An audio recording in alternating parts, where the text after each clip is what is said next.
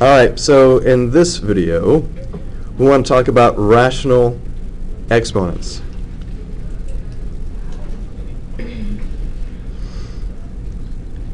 But I've got a question for you guys. Now, I've said this before. We've talked about things that are rational. What does it mean when things are rational? That means we're dealing with what?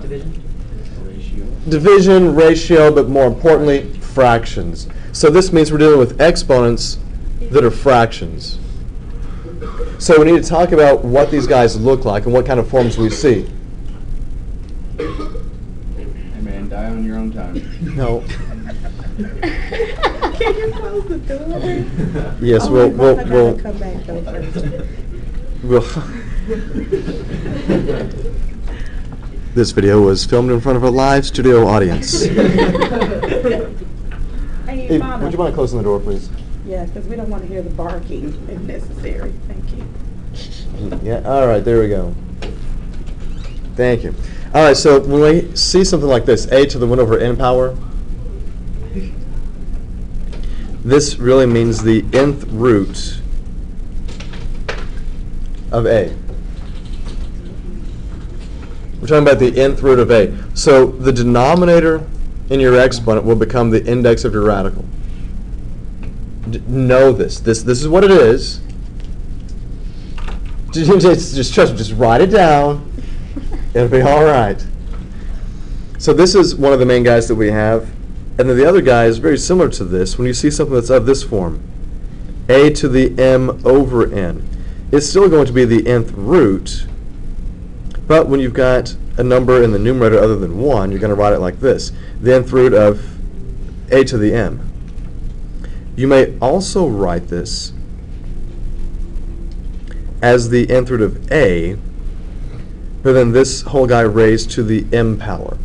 And usually, this guy right here, this guy is generally easier to work with. Okay, that guy's usually the easier of the two to work with when we have these expressions.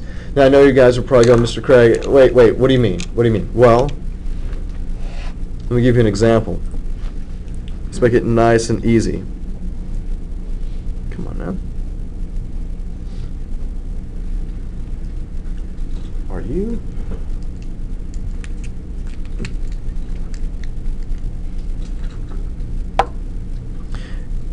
So if I have 25 to the 1/2 power, what does 25 to the 1/2 power mean according to what we just gave you with these rules for rational exponents? How can I rewrite this? Square root. Right. This denominator becomes my index. If my index is 2, that means that I'm talking about the square root. So I have the square root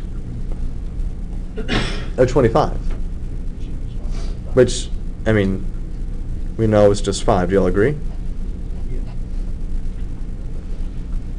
Is that too crazy? Yeah. Question. When you put that half, what does that symbolize? That's your exponent. The numerator means the power, so it's 25 to the first, 25. Mm.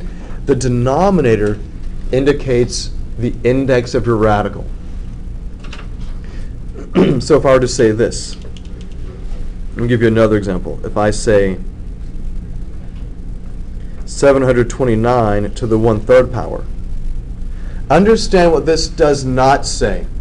This does not mean 729 times 1/3. This means a power. We understand that powers work differently than just multiplying times that number, right? So what does this mean? How can I rewrite this to be in radical form so I know what to do with it? This is the cube root of 729. Now, this is easy to work because you guys always do what I ask you to do, and so you have your list of powers easily accessible. It's 9. It's 9. Because you got your power sheet. That's what's up, right? That's it. Dude, no, up. So okay, good. I didn't want it to be there. So the answer here is 9. You know what would be useful? Is having something like this. with all your powers listed on there. And so I made one for me, you make one for you. Because this is our own little selfish society that we live in. What happened to morals? We work What? harder, not According to morals, you know you're only going to get part of that when you take a picture of it. It's okay. It'll last longer. Now, when you have the cube root of 729, you go under your list of cubes and you figure out what to the third power is 729. And you see that 9 to the third power is 729, so the answer is 9. What was that? I was talking there. Good for you. See, it's funnier when there's more people, right? Inside profile of your nose. I know. Are we gonna, I shaved. What's up? we couldn't possibly use our things on a test, right? Your things. Our Sheets. power sheet. You've got a power sheet. No. Oh, well then I- you're going to have a tough time. I did not follow directions, I'm gonna admit it, but I'm saying, could we do that? Or no? You know, if power sheets were acceptable, I would give you a power sheet. I would make copies and give that to you, if I would even let you use that. So it needs to be memorized then? Yes, Okay. like this. 7,776 to the 3/5 power. Now, you're going to need to use this guy up here. Now, there's two ways that we can rewrite this. How do I rewrite it using this way? What would it look like? 5? 3. No, 5. We would say the 5th root of 7,776 to the third power. Do you know what 7,776 to the third power is? Is wrong. No, you don't. I don't know it. I stopped my cubes. I doubt that. I stopped my cubes at 10. I told you guys to go to 12. The only reason I didn't go to 12 on this is because for formatting reasons and for what I would give you guys on a test, it just fits better this way. Now you can work it this way, or you could say this. You can say the 5th root of 7,776 and then raise this to the third power. Now, I don't know what this guy to the third is, but if I look at this guy, do you know what the 5th root of 7776 is? 6. You look at your list of 5th powers, and it's right here, it's 6. So this guy is equal to 6 to the third, which equals what? Well, go on your list of cubes, and it's right here, right? It's 216. So if you have your list of powers, it's pretty easy to find your answers. Oh, that's the answer? Yeah. The easiest way to do this is to make the number smaller first. So you do the radical first to make it small, because that's going to be on your sheet. And then you raise it to the power. So the 5th root of this is 6. 6 to the third is 216. So if we were working it the other way, we'd have to find. Number one, you'd have to raise this to the third power, which is going to be And then find the huge 5th. and horrible. And then you've got to know the 5th root.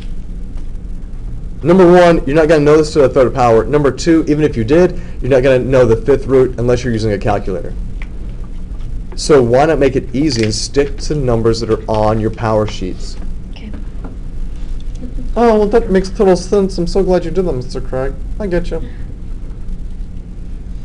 Oh, you're going to love this one after you wake up and stop yawning. Sorry.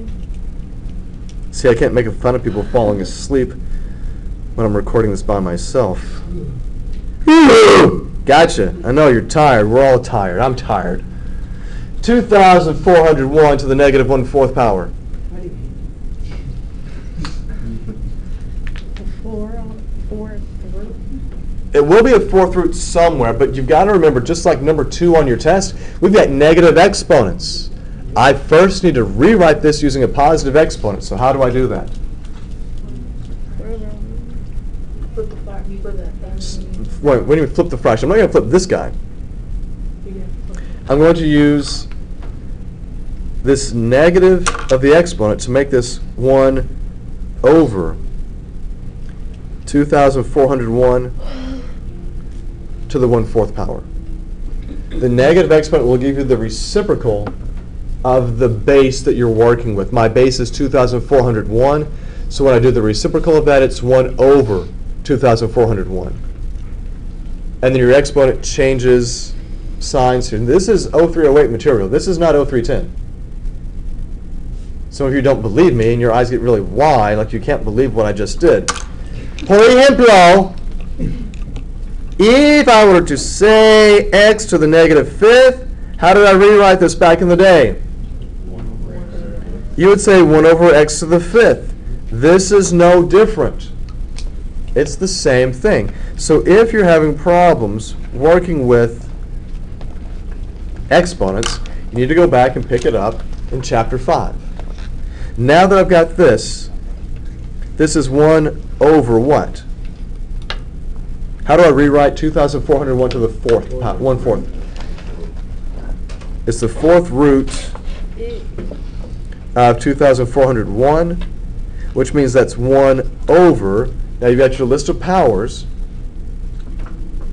What is the fourth root of this guy? You think, what to the fourth power gives me this? And so it's 7. So that's my answer, 1 over 7.